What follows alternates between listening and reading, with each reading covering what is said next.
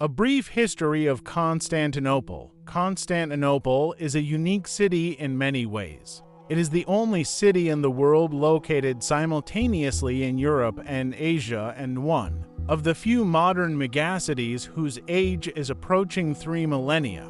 Finally, this is a city that has changed for civilizations and the same number of names in its history. The first settlement and the provincial period.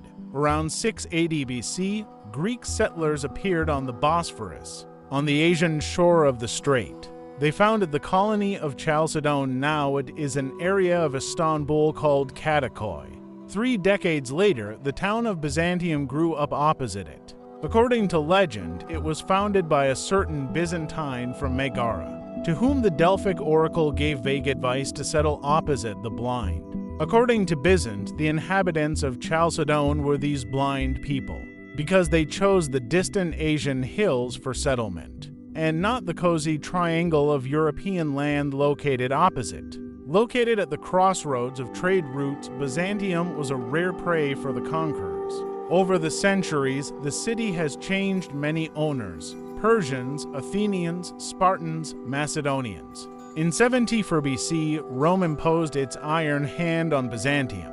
A long period of peace and prosperity has come for the city on the Bosphorus. But in 193, during another battle for the Imperial throne, the inhabitants of Byzantium made a fatal mistake. They swore allegiance to one applicant, and the other turned out to be the strongest, Septimius Severus. Moreover, Byzantium also persisted in its non-recognition of the new emperor. For 3 years, the army of Septimius Severus stood under the walls of Byzantium, until famine forced the besieged to surrender. The enraged emperor ordered the city to be razed to the ground. However, the residents soon returned to their native ruins, as if sensing that a bright future lay ahead for their city, the capital of the empire. Let's say a few words about the man who gave Constantinople his name. Constantine the Great dedicates Constantinople to the Mother of God. Moses Semper Constantine was already called the Great during his lifetime, although he was not distinguished by high morality. This, however, is not surprising because his whole life was spent in a fierce struggle for power. He participated in several civil wars, during which he executed his son from his first marriage, Crispus, and his second wife, Fausta, but some of his state deeds are indeed worthy of the title Great. It is no coincidence that the descendants did not spare marble, erecting giant monuments to it. A fragment of one such statue is kept in the Museum of Rome. The height of her head is 2.5 meters. In 324, Constantine decided to move the seat of government from Rome to the east. At first, he tried on Serdica, now Sofia, and other cities, but eventually chose Byzantium. Constantine personally drew the borders of his new capital on the ground with a spear. Until now, in Istanbul, you can walk along the remains of the ancient fortress wall built along this line. In just 6 years, a huge city has grown on the site of provincial Byzantium. It was decorated with magnificent palaces and temples, aqueducts, and wide streets with rich houses of the nobility. The new capital of the empire for a long time bore the proud name of New Rome, and only a century later, Byzantium New Rome was renamed Constantinople, the city of Constantine. The capital's symbols, Constantinople is a city of secret meanings. Local guides will definitely show you the 2 main attractions of the ancient capital of Byzantium, St. Sophia Cathedral and the Golden Gate, but not everyone will explain their secret meaning. Meanwhile, these buildings did not appear in Constantinople by chance. The Cathedral of St. Sophia and the Golden Gate vividly embodied medieval ideas about the wandering city, especially popular in the Orthodox East. It was believed that after ancient Jerusalem lost its providential role in the salvation of mankind, the sacred capital of the world moved to Constantinople. No longer the old Jerusalem, but the first Christian capital personified the city of God, which was destined to stand until the end of the century. and after the Last Judgment to become the abode of the righteous. Reconstruction of the original appearance of the Church of Saint Sophia in Constantinople. In the first half of the 6th century, under Emperor Justinian I, the urban structure of Constantinople was brought into line with this idea. In the center of the Byzantine capital, the grandiose Cathedral of Sophia of the Wisdom of God was built, surpassing its Old Testament prototype, the Jerusalem Temple of the Lord. At the same time, the city wall was decorated with the front Golden Gate. It was assumed that at the end of time, Christ would enter through them into the God-chosen city to complete the history of mankind, just as he once entered the Golden Gate of the Old Jerusalem to show people the way of salvation. The Golden Gate in Constantinople, reconstruction. It was the symbolism of the city of God that saved Constantinople from total ruin in 1453. The Turkish Sultan Mehmed the Conqueror ordered not to touch Christian shrines. However, he tried to destroy their previous meaning. St. Sophia was turned into a mosque, and the Golden Gate was walled up and rebuilt as in Jerusalem. Later, among the Christian inhabitants of the Ottoman Empire, there was a belief that the Russians would free Christians from the yoke of the infidels and enter Constantinople through the Golden Gate, the very ones to which Prince Oleg once nailed his scarlet shield. Well, let's wait and see. The heyday of the Byzantine Empire, and with it Constantinople, reached its peak during the reign of Emperor Justinian I, who was in power from 527 to 565. A bird's-eye view of Constantinople from the Byzantine-era reconstruction. Justinian is one of the most striking and at the same time controversial figures on the Byzantine throne.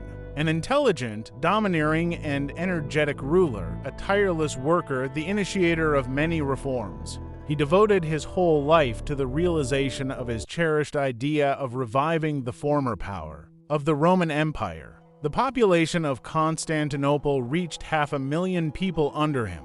The city was decorated with masterpieces of ecclesiastical and secular architecture, but under the mask of generosity, simplicity, and external accessibility, there was a ruthless, duplicitous, and deeply insidious nature. Justinian drowned popular uprisings in blood, brutally persecuted heretics, and dealt with the recalcitrant senatorial aristocracy.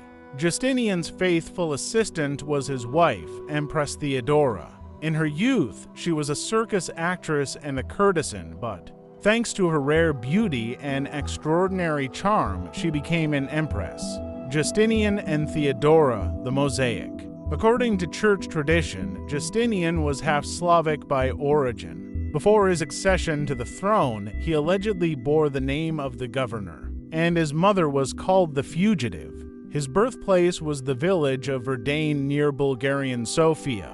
Ironically, it was during the reign of the governor Justinian that Constantinople was invaded by the Slavs for the first time. In 558, their detachments appeared in the immediate vicinity of the Byzantine capital. At that time, there was only a foot guard in the city under the command of the famous commander Belisarius. To hide the smallness of his garrison, Belisarius ordered felled trees to be dragged behind the battle lines.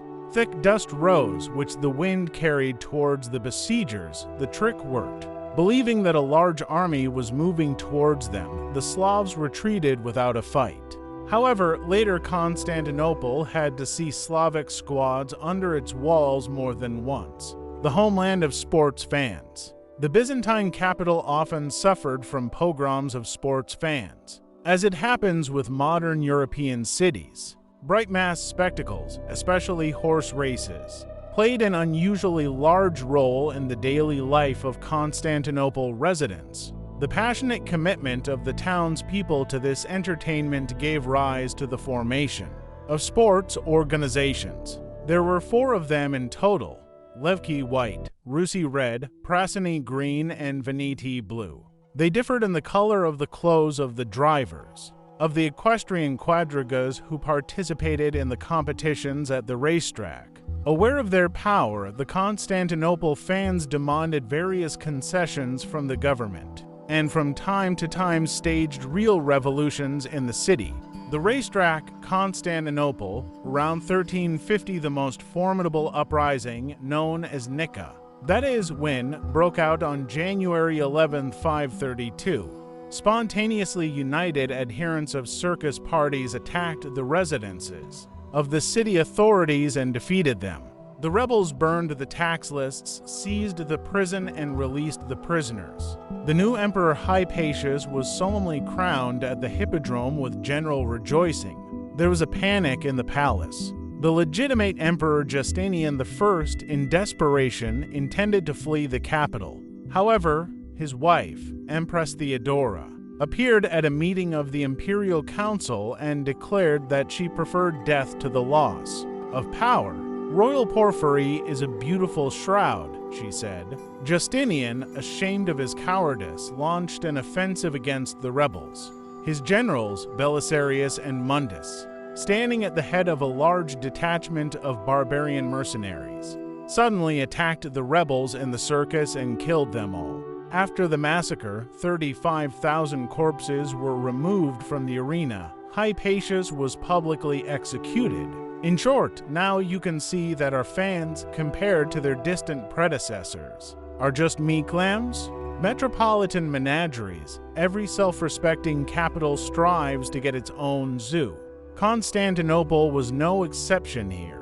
There was a magnificent menagerie in the city, an object of pride and care of the Byzantine emperors. The European monarchs knew only by hearsay about the animals that lived in the East. For example, giraffes in Europe have long been considered a cross between a camel and a leopard. It was believed that the giraffe inherited the general appearance from one, and the coloring from the other. However, the fairy tale paled in comparison with real miracles. So, in the great Imperial Palace in Constantinople, there was a magnifer chamber. There was a whole mechanical menagerie here. The ambassadors of the European sovereigns who attended the imperial reception were amazed by what they saw. Here, for example, is what Liet Prand, the ambassador of the Italian King Berengar, told in 949. In front of the emperor's throne stood a copper but gilded tree, the branches of which were filled with various kinds of birds made of bronze and also gilded. The birds each made their own special melody, and the emperor's seat was so artfully arranged that at first it seemed low, almost at ground level, then slightly higher and finally hanging in the air. The colossal throne was surrounded in the form of guards, copper or wooden, but in any case, gilded lions, who furiously beat their tails on the ground, opened their mouths, moved their tongues and let out a loud roar. At my entrance, the lions roared and the birds sang their own melody. After, according to custom, I bowed before the emperor for the third time. I raised my head and saw the emperor in completely different clothes almost at the ceiling of the hall, while I had just seen him on the throne at a low height from the ground. I couldn't figure out how it happened. He must have been lifted up by a machine. By the way, Princess Olga, the first Russian visitor to the Magnavra, observed all these wonders in 957. The Golden Horn Bay of Constantinople in ancient times was of paramount importance in the defense of the city from attacks from the sea. If the enemy managed to break into the bay, the city was doomed. The ancient Russian princes tried several times to attack Constantinople from the sea, but only once did the Russian army manage to enter the coveted bay. In 911, Prophet Oleg led a large Russian fleet on a campaign against Constantinople. In order to prevent the Russians from landing on the shore, the Greeks blocked the entrance to the Golden Horn with a heavy chain. But Oleg outsmarted the Greeks. The Russian boats were placed on round wooden rollers and dragged into the bay. Then the Byzantine emperor decided that it was better to have such a person as a friend than an enemy. Oleg was offered peace and the status of an ally of the empire. Miniature of the rolls will chronicline the Straits of Constantinople. Our ancestors also got acquainted for the first time with what we now call the superiority of advanced technology. On June 11, 941, hundreds of Prince Igor's rooks blockaded the city from the sea. At that time, the Byzantine fleet was far from the capital, fighting with Arab pirates in the Mediterranean. The Byzantine Emperor Roman I had only 12 ships at hand, decommissioned due to dilapidation. Nevertheless, Roman decided to give battle. Siphons with Greek fire were installed on the half-rotted vessels. It was a combustible mixture based on natural oil. The Russian rooks boldly attacked the Greek squadron, the very sight of which made them laugh. But suddenly, fiery jets poured over the high sides of the Greek ships onto the heads of the Rus. The sea around the Russian ships seemed to suddenly flare up. Many rooks burst into flames at once. The Russian army was instantly seized with panic. Everyone was thinking only about how to get out of this hell as soon as possible. The Greeks won a complete victory.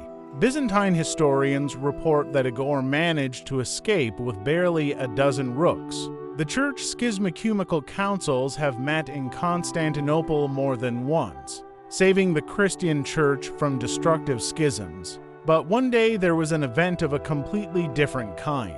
On July 15, 1054, Cardinal Humbert, accompanied by 2 papal legates, entered the Cathedral of St. Sophia before the beginning of the divine service. Going straight to the altar, he addressed the people with accusations against the Patriarch of Constantinople, Michael Carulari. At the end of the speech, Cardinal Humbert placed the bull of his excommunication on the throne and left the temple. On the threshold, he symbolically shook the dust from his feet and said, "God sees and judges." For a minute there was complete silence in the church. Then there was a general uproar. The deacon ran after the cardinal, begging him to take the bull back. But he took away the document handed to him, and the bull fell to the pavement. She was taken to the Patriarch, who ordered the publication of the papal message, and then excommunicated the papal legates themselves. The indignant crowd almost tore apart the envoys of Rome. Generally speaking, Humbert came to Constantinople for a completely different matter. At that time, both Rome and Byzantium were greatly annoyed by the Normans who settled in Sicily. Humbert was instructed to negotiate with the Byzantine emperor on joint actions against them. But from the very beginning of the negotiations, the issue of confessional differences between the Roman and Constantinople churches came to the fore. The emperor, who was extremely interested in the military and political assistance of the West, could not calm the raging priests. As we have seen, the matter ended badly after the mutual excommunication. The Patriarch of Constantinople and the Pope of Rome no longer wanted to know each other. Later, this event was called the Great Schism, or the division of the churches into Western, Catholic, and Eastern, Orthodox. Of course, its roots lay much deeper than the 11th century, and the disastrous consequences did not affect immediately. Russian pilgrims' capital of the Orthodox world, Constantinople, was well known to Russian people. Merchants from Kiev and other cities of Russia came here. Pilgrims going to Mount Athos and the Holy Land stopped here. Russian travelers lived here so much that one of the districts of Constantinople, Galata, was even called the Russian city. One of them, the Novgorodian Dobrynya Yudrakovich, left an interesting historical testimony about the Byzantine capital. Thanks to his legend of Constantinople, we know how the crusading pogrom of 1204 found the 1,000-year-old city. Dobrynya visited Constantinople in the spring of 1200. He examined in detail the monasteries and temples of Constantinople with their icons, relics, and relics. According to scientists, 104 shrines of the Byzantine capital are described in the legend of Constantinople, and so thoroughly and accurately as none of the travelers of later times described them. The story of the miraculous phenomenon in St. Sophia Cathedral on May 21st, which, as Dobrynya assures, he personally witnessed, is very interesting. This is what happened that day. on Sunday before the liturgy in front of the worshippers. The golden altar cross with 3 burning lamps miraculously rose by itself into the air, and then smoothly sank into its place. The Greeks took this sign with glee as a sign of God's mercy, but ironically, for years later, Constantinople fell under the blows of the Crusaders. This misfortune forced the Greeks to change their view of the interpretation of the miraculous sign. Now they began to think that the return of the shrines to their place foreshadowed the revival of Byzantium after the fall of the Crusader state. Later, there was a legend that on the eve of the capture of Constantinople by the Turks in 1453, and also on May 21st, the miracle happened again. But this time the cross with lamps rose into the sky forever, and this marked the final fall of the Byzantine Empire. The first surrender at Easter in 1204. Constantinople was resounded only by lamentation and lamentation for the first time in 9 centuries. Enemies, participants of the Fourth Crusade, were operating in the capital of Byzantium. The call for the capture of Constantinople was made at the end of the 12th century from the lips of Pope Innocent III. Interest in the Holy Land in the West was already cooling at that time, but the crusade against the Orthodox schismatics was fresh. Few Western European sovereigns resisted the temptation to plunder the richest city in the world. Venetian ships delivered a horde of crusading thugs right under the walls of Constantinople for a good bribe. The Crusaders stormed the walls of Constantinople in 1204. Painting by Jacopo Tintoretto, 16th century city was stormed on Monday, April 13, and subjected to total robbery. The Byzantine chronicler Nika Choniad indignantly wrote that even Muslims are kinder and more compassionate compared to these people who wear the sign of Christ on their shoulders. An incalculable number of relics and precious church utensils were taken to the West. According to historians, to this day up to 90% of the most significant relics in the cathedrals of Italy, France, and Germany are shrines taken from Constantinople. The greatest of them is the so-called Shroud of Turin, the funeral veil of Jesus Christ, on which his face is imprinted. It is now kept in the Cathedral of Turin, Italy. In place of Byzantium, the Knights created the Latin Empire and a number of other state entities. The partition of Byzantium after the fall of Constantinople in 1213. The papal legate closed all the churches and monasteries of Constantinople and imprisoned the monks and priests. The Catholic clergy hatched plans for a real genocide of the Orthodox population of Byzantium. The rector of Notre Dame Cathedral, Claude Fleury, wrote that the Greeks must be exterminated and the country populated by Catholics. Fortunately, these plans were not destined to come true. In 1261, Emperor Michael VIII Palaeologos regained Constantinople almost without a fight, putting an end to Latin rule on Byzantine soil. New Troy in the late 14th, early 15th centuries. Constantinople experienced the longest siege in its history, comparable only to the Siege of Troy. By that time, the Byzantine Empire was left in pathetic shreds, Constantinople itself and the southern regions of Greece. The rest was captured by the Turkish Sultan Bayezid I, but independent Constantinople stuck out like a bone in his throat, and in 1394 the Turks took the city under siege. Emperor Manuel II turned to the strongest sovereigns of Europe for help. Some of them responded to the desperate call from Constantinople. However, they only sent money from Moscow. The Moscow princes had enough of their worries with the Golden Horde. But the Hungarian king Sigismund boldly went on a campaign against the Turks, but on September 25, 1396, he was completely defeated in the Battle of Nikopol. The French were somewhat more successful. In 1399, the commander Geoffrey Boucicaut with 1,200 soldiers broke into Constantinople, strengthening its garrison. However, the real savior of Constantinople was, oddly enough, Tamerlane. Of course, the great lame man thought least of all about pleasing the Byzantine emperor. He had his own scores with Bayezid. In 1402, Tamerlane defeated Bayezid, captured him, and put him in an iron cage. Bayezid's son Sulim lifted the 8-year siege of Constantinople. In the negotiations that followed, the Byzantine emperor managed to squeeze even more out of the situation than it could have given. At first glance, he demanded the return of a number of Byzantine possessions, and the Turks meekly agreed to this. Moreover, Sulim swore a vassal oath to the emperor. This was the last historical success of the Byzantine Empire, but what a success! By someone else's hands, Manuel II regained significant territories and provided the Byzantine Empire with another half-century of existence. The fall. In the middle of the 15th century, Constantinople was still considered the capital of the Byzantine Empire and its last emperor. Constantine the XI Palaiologos ironically bore the name of the founder of the millennial city, but these were only the pitiful ruins of a once great empire, and Constantinople itself has long lost its metropolitan splendor. Its fortifications were dilapidated, the population huddled in dilapidated houses, and only individual buildings, palaces, churches, a hippodrome recalled their former greatness.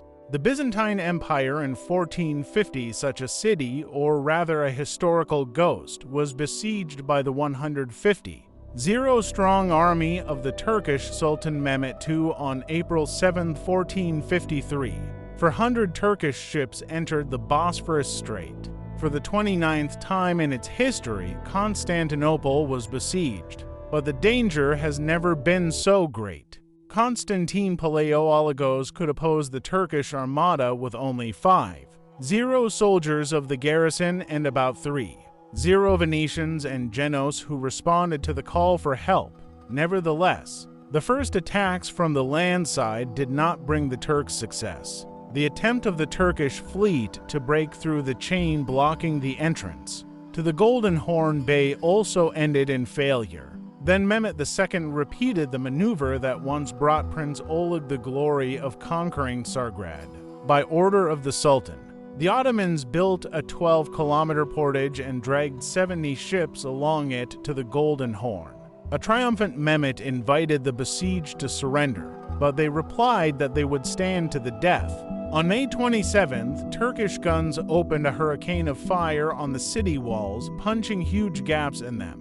2 days later, the last general assault began. After a fierce battle in the gaps, the Turks broke into the city. Constantine Palaiologos fell in battle, fighting like a simple warrior.